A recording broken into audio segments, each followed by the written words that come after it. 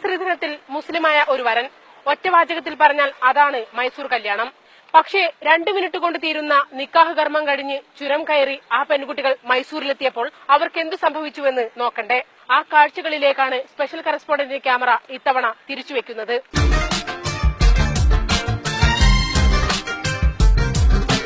1970-കൾക്ക് മുമ്പ് മലബാറിലെ മുസ്ലിം വിവാഹങ്ങളിൽ സ്ത്രീധനത്തെക്കുറിച്ച് കേട്ടുകേൾവി പോലുമില്ലായിരുന്നു. കാരണവന്മാരും നാട്ടുകാരും തമ്മിൽ വഴിവക്കലും പാടവരമ്പത്തും പള്ളികളിലും പെണ്ണുപോലും അറിയാതെ നിക്കാഹ് നടത്തിപ്പോന്ന കാലം പഴമക്കാരുടെ ഓർമ്മകളിൽ ഇന്നുമുണ്ട്. അന്നത്തെ വിവാഹബന്ധങ്ങളുടെ അടിസ്ഥാന നോട്ടം മതബോധത്തിലും കുടുംബ മഹിമയിലുമായിരുന്നു. 70കളുടെ അവസാനത്തിലും 80കളുടെ തുടക്കത്തിലുമായി മുംബൈ, മംഗലാപുരം അധോലോകം വഴിയുള്ള സ്വർണ്ണക്കടത്തും ഗൾഫ് നാടുകളിലേക്കുള്ള ചെറുപ്പക്കാരുടെ ഒഴുക്കും മലബാറിലെ മുസ്ലിം സമുദായത്തെ വിഭജിച്ചു തുടങ്ങി. പതുക്കെ പതുക്കെ ഈ വിഭജനം പൂർണ്ണമായി. അതോടെ വിവാഹസമയം വരന് പണം, സ്വർണം, വാച്ച് എന്നിവ അച്ചാരമായി കൊടുക്കുന്ന പതിവ് ആരംഭിച്ചു. ഗൾഫ് പണക്കാരുടെ പൊങ്ങച്ചം കാണിക്കാൻ വേണ്ടിയാണ് ഇത്തരമൊരു സമ്പ്രദായത്തിന് തുടക്കമിട്ടത്. പിന്നീട് 90കളുടെ തുടക്കത്തിൽ പൊന്നും പണവും കിട്ടാതെ കെട്ടില്ലെന്ന അവസ്ഥയിലെത്തി. അംഗസംഖ്യ കൂടുതലുള്ള കുടുംബങ്ങളെ സംബന്ധിച്ചിടത്തോളം പെൺകുട്ടികളെ വിവാഹം ചെയ്തയക്കുക ഏറെ ദുഷ്കരമായി. പെൺകുട്ടികൾ വീട് നിറഞ്ഞു നിൽക്കുന്നത് എല്ലാ മാതാപിതാക്കൾക്കും ആധിയാണ്. ഈ ആധി തീർക്കാനാണ് പലപ്പോഴും നേരായ മാർഗത്തിൽ കുട്ടികളെ കെട്ടിച്ചു എന്ന് വരുത്തി തീർക്കാനെങ്കിലും പലരും മൈസൂരിലേക്ക് അയക്കാൻ തീരുമാനിച്ചത്. 80കളുടെ അവസാനത്തിലാണ് ബ്രോക്കർമാർ മുഖേന ആദ്യം വയനാട് നിന്നും പെൺകുട്ടികൾ മൈസൂരിലെത്തി തുടങ്ങുന്നത്. പിന്നാലെ മലപ്പുറം, കോഴിക്കോട്, കണ്ണൂർ, കാസർഗോഡ്, തൃശൂർ തുടങ്ങിയ ജില്ലകളിലേക്കും ബ്രോക്കർമാർ തങ്ങളുടെ ലാഭക്കച്ചവടം വ്യാപിപ്പിച്ചു.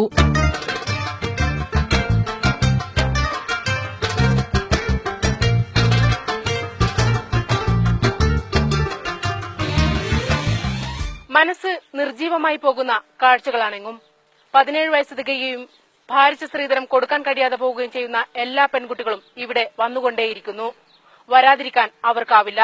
കാരണം ഇസ്ലാം ഹറാമാക്കിയ സ്ത്രീധനം അത്രമേൽ വർദ്ധിച്ചിരിക്കുന്നു എന്നതുതന്നെ. മൈസൂരിലെ ചേരികളിലെ വൻ ക്രിമിനലുകളടക്കമുള്ളവർ പുതിയാപ്പിളമാരായി വേഷം മാറി പണവും സ്വർണവും പിടുങ്ങാൽ പതിവായി. അന്ന് മൈസൂർ കല്യാണങ്ങളുടെ ചതിക്കുഴികളെക്കുറിച്ച് ആരോടും ഒന്നും മിണ്ടാനാകാതെ ഈ പെൺകുട്ടികളിൽ പലരും അറവുമാടുകളെപ്പോൾ ജീവിതം മരിച്ചു തീർത്തു. ആ ഒഴുക്കിലെത്തിയ ആദ്യ ഇരകളിലൊരാളാണ് മാനന്തവാടി പള്ളിക്കരയിലെ പാത്തു. മോഹന വാഗ്ദാനങ്ങളിലകപ്പെട്ട് മൈസൂരിലെ ഗൌസ്യ നഗർ എന്ന ചേരിയിലേക്ക് തള്ളപ്പെട്ടപ്പോഴാണ് അറിഞ്ഞത് തന്റെ ഭർത്താവിന് ആദ്യ ഭാര്യയും അതിൽ 7 മക്കളുമുണ്ടെന്ന്. ഈ ചേരിയിൽ തന്നെ ദുരിത ജീവിതം തുടർന്ന പാത്തുവിന് 4 പെൺമക്കളും പിറന്നു. ഇളയ മകൾക്ക് ഇന്ന് 15 വയസ്സായി. 4 പേരും 7ാം ക്ലാസ്സിൽ വെച്ച് പഠനം നിർത്തി. 10 വർഷം മുമ്പ് ഭർത്താവ് മരിച്ചതോടെ തീർത്തും ചേരിയിൽ ഒറ്റപ്പെട്ട ഇവരുടെ വരുമാനമാർഗം ചന്ദനത്തിരി നിർമ്മാണമാണ്. വെളുക്കു മുതൽ രാവേറും വരെ 1000 ചന്ദനത്തിരി ഉണ്ടാക്കിയാൽ ഒരാൾക്ക് കിട്ടുന്ന വരുമാനം 20 രൂപ. ഇതുകൊണ്ട് എന്തെല്ലാം ചെയ്യാനാകുമെന്ന് പാത്തു വിശദീകരിക്കും. തികയൊന്നുമില്ല. വേറെ വാടക കൊടുക്കണമെങ്കിൽ ഭയങ്കര കഷ്ടം. 1000 റുപ്യ വാടകയല്ലേ. 1000 റുപ്യ വാടക കൊടുത്ത് അന്ന് വാടക കൊടുക്കുന്ന ഒന്നുമില്ല. പിന്നെ തിന്നനുമില്ല, കുടിക്കാനുമില്ല, ഒന്നിനുമില്ല. ഇതിന്റെ അകത്ത് തെരച്ചിട്ട് എന്ത് കിട്ടൂ? ഞാനൊന്ന് ആലോചിച്ച് നോക്കുക അല്ലെ. 23 വർഷം മുമ്പ് 7 മക്കളുള്ള ഭർത്താവിന്റെ 2ാം ഭാര്യയായാണ് പാത്തു വയനാട് നിന്നും മൈസൂരിലെത്തിയത്. ഇന്ന് വിവാഹപ്രായമെത്തിയ 4 പെൺമക്കളെയും കൂട്ടി രാവേറും വരെ ചന്ദനത്തിരി ഉണ്ടാക്കിയാൽ ഇവർക്ക് കിട്ടുന്നത് വെറും 100 രൂപ മാത്രം വരുമാനം. ദാരിദ്ര്യവും കഷ്ടപ്പാടുകളും മാത്രം ബാക്കിയാക്കിയ ഈ ഗലിയിൽ നിന്നും രക്ഷപ്പെടാൻ ഓരോ ദിവസവും ഇവർ ഏറെ മോഹിക്കുന്നുണ്ട്. ഇത്തരത്തിൽ മൈസൂർ സിറ്റി കോർപ്പറേഷന്റെ 10 കിലോമീറ്റർ ചുറ്റളവിൽ ശാന്തിനഗർ, ഭാരത് നഗർ, നെഹ്റു നഗർ, കല്യാണഗിരി, ഗൌസിയ നഗർ തുടങ്ങിയ 100ഓളം വൃത്തിഹീനമായ ചേരികളിലേക്കാണ് പൊന്നും പണവും അങ്ങോട്ടു നൽകി പെൺകുട്ടികളെ തള്ളിയത്. KR നഗർ, ശ്രീരംഗപട്ടണം, കൊള്ളേകൾ, ചാമരാജ് നഗർ എന്നിവിടങ്ങളിലെ അറിയപ്പെടാത്ത ചേരികളിലുമായി കഴിഞ്ഞ 23 വർഷത്തിനിടെ 10,000-ഓളം പെൺകുട്ടികൾ മൈസൂർ കല്യാണങ്ങൾക്കിരയായി. കുടക്, ഗൂഡല്ലൂർ തുടങ്ങിയ സ്ഥലങ്ങളിലെ കണക്കുകൂടിയെടുത്താൽ പെൺകുട്ടികൾ 15,000 കടക്കും. ഇപ്പോഴും 3 ദിവസത്തിനിടെ ഒരു പെൺകുട്ടി എന്ന തോതിൽ ഇവിടെ വന്നടിയുന്നു. ഭാഷയറിയാതെ പുറം ലോകവുമായി യാതൊരു ബന്ധവുമില്ലാതെ ആയിരക്കണക്കിന് സഹോദരിമാരാണ് ഈ ഗലികളിൽ തടവുകാരെ പോൽ കഴിയുന്നത്. ആരുടെയും കരളലിയിക്കുന്ന മനുഷ്യാവകാശ ലംഘനങ്ങളുടെ കാഴ്ചകളാണ് എങ്ങും.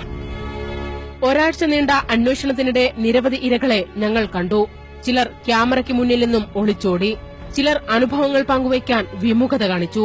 മറ്റു ചിലർ തങ്ങൾക്കിവിടെ നല്ല സുഖമാണെന്ന് വീട്ടിലും നാട്ടിലും പ്രചരിപ്പിച്ചതിനാൽ ഒന്നും പറയാൻ നിർവാഹമില്ലെന്ന് തറപ്പിച്ചു പറഞ്ഞു. തങ്ങളുടെ ദുർവിധി മറ്റാർക്കും വരരുതെന്ന് കരുതിയിട്ടെങ്കിലും ചിലർ മനസ്സു തുറക്കാൻ തയ്യാറായി. ഇവിടെ വന്നാൽ ഇവിടുത്തെ ചില ഭർത്താക്കന്മാർ നല്ല ഉണ്ടാവും, ചില ഭർത്താവ് രണ്ട് ഭാര്യമാര്. ഭർത്താവിന്റെ ആദ്യ വിവാഹമെന്ന് കരുതി ഇവിടെ എത്തുന്ന പെൺകുട്ടികൾ വഞ്ചിക്കപ്പെട്ടു എന്നറിയുക വൈകിയായിരിക്കും. പലർക്കും 5ഉം 6ഉം അതിൽ കൂടുതലും ഭാര്യമാരുണ്ടാകും. നാട്ടുകാരും അയൽവാസികളുമായ പല പെൺകുട്ടികളും ഈ ചേരികളിൽ ചുമരുകൾക്കപ്പുറം താമസിക്കുന്നുണ്ട്. പക്ഷേ തമ്മിലൊരുക്കൽ പോലും കാണാതെ വർഷങ്ങളായി തടവുകാരെപ്പോൽ കഴിയുന്നു.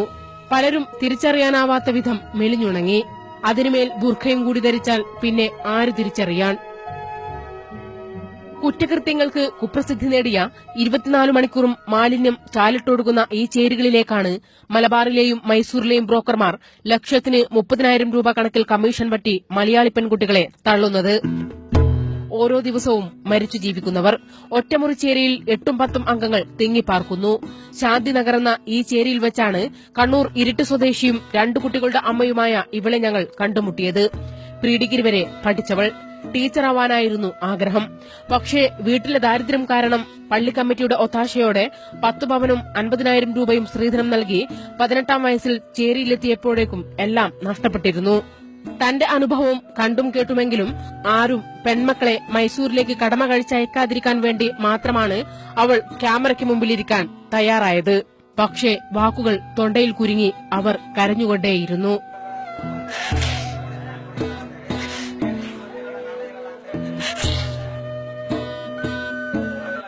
കൊന്നാലും ഏറ്റവും നല്ലത്. ഞാൻ ക്ഷമിക്കുന്നോളം ഭൂമിയിൽ ഒരു പെണ്ണും ക്ഷമിച്ചിട്ടില്ല. ഇവളുടെ ജീവിതത്തിൽ മനുഷ്യാവകാശ ലംഘനങ്ങളുടെ 9 വർഷങ്ങൾ കടന്നുപോയിരിക്കുന്നു. തന്നെപ്പോലുള്ളവർ മൈസൂർ കല്യാണങ്ങൾക്കിരയായതിന്റെ കാരണക്കാർ ആരാണെന്ന് ഇവൾ അനുഭവത്തിൽ നിന്നും പറയുന്നത് കേൾക്കുക. ജനങ്ങളുടെ സഹകരണം കൊണ്ടാണ് എനിക്കിന്നിപ്പോ ഈ കല്യാണം വലിയ തടവായി കിട്ടിയത്. രാത്രിയായതോടെ ഞങ്ങൾ ഇവൾ താമസിക്കുന്ന ചേരിയിലെ മുറിയിൽ ചെന്നു. ഭർത്താവ് വന്നിട്ടില്ല, വരികയുമില്ല. മിക്കപ്പോഴും ഇതുതന്നെയാണ് അവസ്ഥ. അയാൾക്ക് എന്താണ് ജോലിയെന്ന് പോലും ഇവൾക്കറിയില്ല. 1000 രൂപ വാടകയുള്ള ഒറ്റമുറിക്കപ്പുറം 7 കന്നുകാലികളെ കെട്ടിയിരിക്കുന്നു. അവയുടെ വിസർജ്യങ്ങളും തീറ്റ സാധനങ്ങളും മുറിക്കു ചുറ്റും അനുഭവപ്പെട്ട മണവും ആരിലും അറപ്പുളവാക്കും. പക്ഷേ ഇവൾക്ക് വേറെ ഒരു നിവൃത്തിയുമില്ല. വല്ലപ്പോഴും വരുന്ന ഭർത്താവ് ചെലവിന് കൊടുക്കുന്ന ഒരു കണക്ക് പുസ്തകം തന്നെ വെച്ചിരിക്കുന്നു. മൈസൂർ കല്യാണത്തിന്റെ കൊടും ചതിയിലകപ്പെട്ട ഒരുവൾ. കോഴിക്കോട്ടെ ഒറ്റക്കയൻ ബ്രോക്കറും ഭർത്തൃബന്ധുക്കളും ചേർന്ന് നടത്തിയ നാടകം മാത്രമാണ് തന്റെ വിവാഹമെന്ന് ഇവൾ പറയുന്നു. മരണത്തിനും ജീവിതത്തിനുമിടയിലെ നടുക്കടലെന്ന് വിശേഷിപ്പിക്കുന്ന ഈ നരകത്തിൽ നിന്നും രക്ഷപ്പെടാൻ ശ്രമിച്ചാൽ ഒരിക്കലും പുറം ലോകം കാണില്ലെന്നുറപ്പ്. ഒരുപക്ഷെ രക്ഷപ്പെടാൻ ഒരവസരം ലഭിച്ചാൽ ഇവർ മരണത്തിലായിരിക്കും അഭയം പ്രാപിക്കുകയെന്നും മുന്നറിയിപ്പ് നൽകുന്നു.